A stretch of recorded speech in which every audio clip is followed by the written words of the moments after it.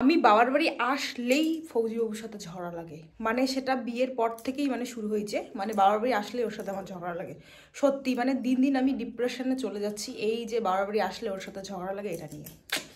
তো যাই হোক বন্ধুরা, কি করা যাবে আর, এটাই কপাল, এটাই ভাগ্য। তো চলো এখন থেকে ব্লগটা আমি স্টার্ট করছি বড়দের প্রণাম জানিয়ে এবং ছোটদের আমার অনেকটা ভালোবাসা জানিয়ে। তো চলো ভিডিওটা কিন্তু দেখতে থাকো কন্টিনিউ। আজকে আমি তোমাদের সাথে শেয়ার করব, মানে এই ভিডিওর মাধ্যমে তুলে ধরবো আমাদের মেয়েদের বিয়ের আগে আর বিয়ের পরে, মানে বিয়ের পরে কতটা সমস্যার সম্মুখীন হতে হয় বা কতটা চেঞ্জ আসে আর কি বিয়ের পর। তো সেটাই তোমাদের সামনে আজকে তুলে ধরবো, ভিডিওটা কিন্তু স্কিপ না করেই দেখবে। যখন আমরা মেয়ে ছিলাম, মানে মেয়ে অবস্থায় ছিলাম, তখন সত্যি কথা বলতে কোনো বাধা, কোনো বিপত্তি, কোনো রকম কোনো কিছু ছিল না। আমরা মন যা যাইতো আমরা কিন্তু তখন তাই করতাম। এখন তোমরা দেখো, আমার বাবার বাড়ি আসতে গেলেও শ্বশুরবাড়ির পারমিশন নিয়ে বাবার বাড়ি আসতে হয়, না হলে কিন্তু আসতে পারি না।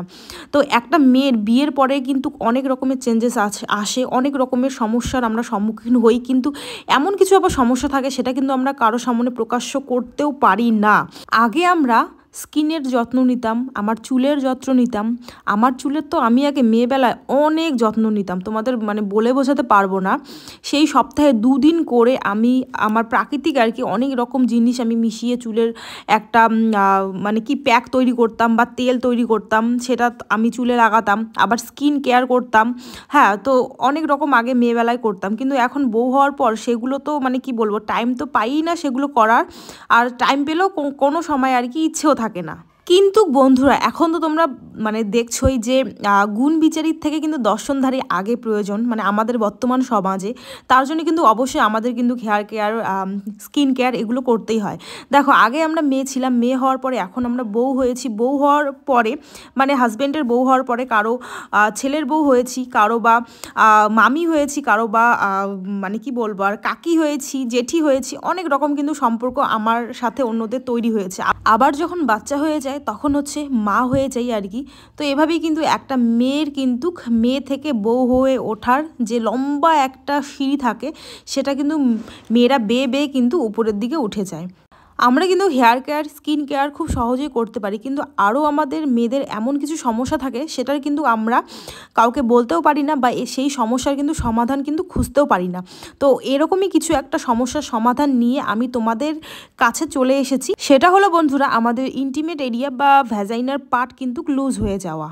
আর লজ্জার কারণে এই কথাটা আমরা তো কাউকে বলতেও পারি না, আর কারো কাছে কিন্তু সলিউশন আমরা চেতেও পারি না। তাই বন্ধুরা, আজকে আমি আমার সাথে সাথে তোমাদেরও এই প্রবলেমটা সলভ করার একটা সলিউশন নিয়ে এসেছি। তো চলো দেখতে থাকো।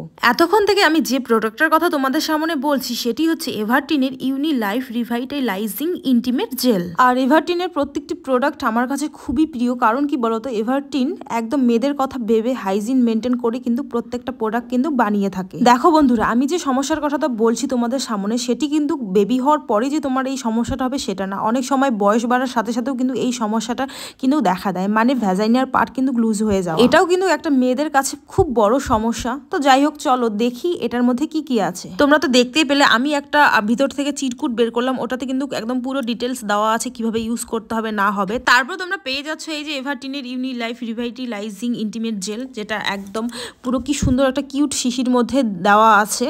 আর দেখো, জেলটা যেখান থেকে বের হবে সেখানে একটা সুন্দর একটা ক্যাপ লাগানো আছে, যাতে জেলটা কিন্তু অন্য সময় না বেরিয়ে আসে। ওটা তোমরা খোলার পরেই পিছনের দিকে প্রেস করার জায়গা আছে, সুন্দর করে প্রেস করবে, দেখো জেলটা কিন্তু বেরিয়ে যাবে। আর তার জন্যই বন্ধুরা, তোমরা কিন্তু এটা কিন্তু সব জায়গায় ক্যারি করতে পারবে, লিকেজের কোনো রকম টেনশন নেই, ব্যাগে করে যেখানে সেখানে নিয়ে যেতে পারবে, কোনো অসুবিধা নেই। এই জেলটা যে শুধুমাত্র আমাদের প্রাইভেট পার্টটিকে টাইট করবে সেটা কিন্তু না, এর সাথে সাথে সেই জায়গাটা যদি শুষ্ক রুষ্ক থাকে তাহলে কিন্তু সেটাকে ময়শ্চারাইজ করতেও সাহায্য করে, ইচিং এবং বাজে দুর্গন্ধের হাত থেকেও কিন্তু রক্ষা করে। এবার তোমাদের বলে দেই এটা ইউজ কিভাবে তোমরা করবে। এটা কিন্তু ইউজ করা খুব ইজি, তোমরা তোমাদের পজিশনে বসে এভাবে কিন্তু অল্প বের করে নিয়ে নিবে। এটা কিন্তু একদম ননস্টিকি একটি প্রোডাক্ট, এটাতে কিন্তু কোনো রকম চ্যাপচ্যাপে প্যাচপ্যাচে কোনো রকম ভাব থাকবে না। এইভাবে সুন্দর করে আলতো হাতে এটাকে অ্যাপ্লাই করবে যতক্ষণ না এটা অ্যাবজর্ব করে নিচ্ছে।